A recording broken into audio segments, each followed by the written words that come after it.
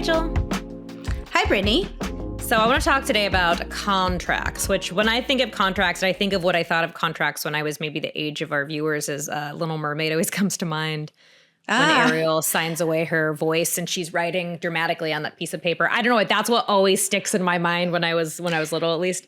So I don't know if that's enforceable. I don't know if that one would be enforceable in a court of law. Sometimes I think Ursula was just an honest businesswoman trying to start an independent business, and Ariel broke the contract. That's a joke. There was duress, though. There was duress. Yes, it was duress. Well, it was over a boy. We'll discuss that later. Okay. she wanted to not be a fish anymore. It's I don't know how that holds up in case law. But contracts are really important to our entire society and our entire system of government. Now, really, if you were to narrow down every single law in society that keeps us a peaceful society, really, it's only there. You really only need 3 laws, in my opinion. Don't hurt people. Don't take their stuff. Do all that you promised to do. Now, that third thing, do all that you promised to do, is contract law. Right? And contract law is important. Now, contracts have existed since like ancient Greece. Those have been around. It wasn't until the Middle Ages, like British common law, that contracts became enforceable. Written contracts became enforceable. Written is important because I could be like, Rachel promised to give me $1,000 every day. And if I went to court, they'd be like, where's the proof? And I'm like, well, she told me. And they'd say, nice try. Right. So in real estate, we say a verbal contract is not worth the paper it's written on. Yes, there you go. Real estate joke. That's nice. I like that. But so we have written contracts now. And the cool part about written contracts is it actually keeps government from really ever needing to be involved. You can even go to arbitration instead of a judge if someone breaks it. So if Rachel sells me a car and I sign a contract saying I'm going to pay her X amount of money a month for 2 years or whatever, and I don't do that, she can take me to court and we can work out what's going on, or an arbitration. Like you can do that outside of the court system, and we can have it resolved for us. Now, if we go to a non-arbitration, if we go to like a government court, that is like a proper role of government, right? The government steps in to enforce contracts. In fact, that is like one of the only essential roles of government. Remember I said, don't hurt people, don't take their stuff, do all you've promised to do. The government ideally should exist to protect those 3 things. But the government also has to live by a contract, right? So contracts go deeper. Contracts, yes, that's how we keep a society that's how we keep our promises, right? That's how we do all that. In fact, one side note before I move on to the next bit. So as a teacher, I actually had my students each signed a contract at the beginning of the year saying that they understood the rules. So it wasn't like I was punishing them or disciplining them for, not doing what I said. It was more, we had a set, like kind of like a class constitution, right? And expectations that they had of me, so I could break the contract too, and expectations I had of them, and we all mutually agreed to those. And it was in terms everyone understood. You let them negotiate? Kind of. There were school rules, obviously. I'm not going to be like, you're allowed, but some of it was like, you don't come to me when you have a problem with another student until you have exhausted every option. So like, I'm like a judge, right? So like, I'm not there to step in and say, you said this mean thing, you hurt his feelings, unless somebody is in physical duress, or something, some real harm is happening. There's not going to be a teacher there in real life. You have to work that out on your own. So things like that. I like that. Things like little things like bathroom rules, like do not stop my class to ask to go to the bathroom. You're an adult, you're not an adult, but you're a responsible individual. You can monitor your own, like things like that. Don't, when I'm speaking in class, there is a respectful way to interrupt, small things like that, that we had laid out. But it was good because everyone knew what to expect of each other and everyone could hold each other accountable. Now, I want to go into the even deeper aspect of contract law, and that is something called the social contract. And this is actually a very heated issue because there's different types of it. And I didn't want to get any of the quotes wrong, so I am going to look at my notes I wrote. So there are 3 people who wrote about this social contract concept, philosophers. First one was Thomas Hobbes. Second one was John Locke. He's my guy. And the third one was Jean-Jacques Rousseau. I just like the name. It's very French. So Thomas Hobbes, he's the writer of the Leviathan, which is, it's not great. So Hobbes argued, he said that without government, life would be nasty, brutish, and short. And what he means by that is he believed people should give up their freedoms for a stronger ruler because that would help us live better. Now, there's a lot of force involved in that, and I don't love it. So I'm going to save the best for last. So I'll go to John Locke next. Then you have, but Hobbes was first. He was kind of the first one to talk about it.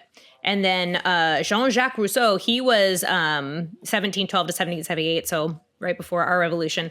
But he believed the social contract should serve the general will of the people, which meant that direct democracy needed to be what we did. Remember, we talked about this a couple episodes ago. Direct democracy would be like where majority rules with everything. There's no representation. It's just everybody rules, majority wins. Now, there are problems with that, too. Now, one of my favorite people. 2 wolves and a sheep. 2 wolves and a sheep. Arguing over Voting what's for dinner. Yep. That's right. Now, my favorite person, actually, this philosopher has actually impacted my life probably than any other person ever. This is how I really started developing my political beliefs. It was through a essay he wrote called The Second Treatise on Government. And that was how I got here. That's how I got in front of you today. Now, John Locke believed in the social contract, but with natural rights and limited government. Sound familiar? So he argued that life, liberty, and property were natural rights, and government had to protect those in order for us to have a orderly society, right? In order for everybody to feel safe, the government had to exist to protect those ends and those ends alone. Don't hurt people. Don't steal their stuff. Do all you promised to do, right? This was this contract. And here's where all of these get weird. But just to review them real fast. Okay, so Hobbes is like, we're all terrible. We need a ruler and we should give up our rights in order to feel safe. Then Rousseau is like, we need direct democracy. That's the only way we're going to feel safe.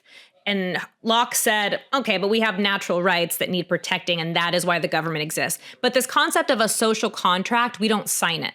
According to all these philosophers, we're born and it's an implicit contract. That's kind of like, it's just understood.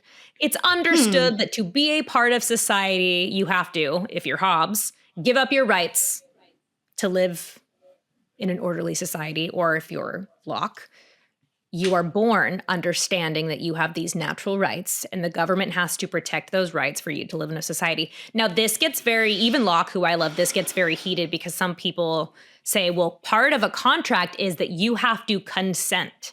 You have to agree to all the terms of the contract. Well, okay, so let's say I'm born and I'm like, no, I don't want to do any of this. I don't want to live in a society where there's any government. So I opt out. This is where you go get off into the grid. You could go off the grid. And people have tried that. Now, here's the thing about that. One, it's getting harder and harder to do that. I do think you should have the option. Now that's getting harder and harder to do that. There was this big movement of seasteading that's still around, but not as big as it used to be, where you could literally go live on like a island, like island you build, like you put it under the water. This is a real thing. Yeah, kind of. Well, no, it was it's actually my friend who kind of pioneered all this stuff. It's like an old oil rig in the middle of the ocean. Well, but they build them. Yeah, there's they build them, so they sell them. And it's like rooted in the bottom of the ocean, and you can live on an international waters that don't belong to anybody. And that has actually, it's great in theory. It has not worked. Governments will always try to find a way. They don't care if you're in waters, to sounds a little scary. But here's what you trade off. Sure, you could live off the grid, but you're also not getting easy trade, easy access to groceries, easy access to, you're giving up something, right? It's very hard to live off the grid. A lot. Giving up your a lot. whole job trying to do that, right? So it is easier. It does make our lives easier. It does make us safer to abide by this alleged social contract. But the reason Locke's is so important is because Locke's idea of a social contract comes in to play when you talk about consent of the governed.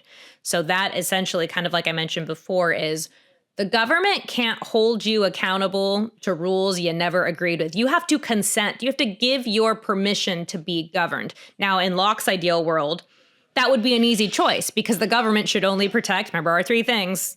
They shouldn't let people steal your stuff.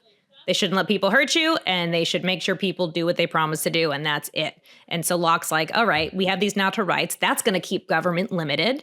They're never going to violate those. Everyone lives, yay, everyone's happy. Now, what do we know about government? They will abuse any inch of power they ever get.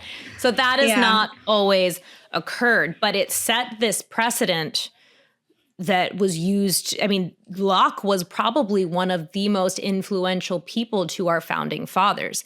They all read Locke, you know, like the best new book that had just come out. They're sitting flipping the pages thinking this stuff is great. And this is a topic for another time. But Locke also is my favorite part about him. He had this thing in the same treatise, second treatise of government, called The Right to Revolution. And so he talked about when people, and this also might sound familiar if you think about the founders, that there were certain things that had to happen.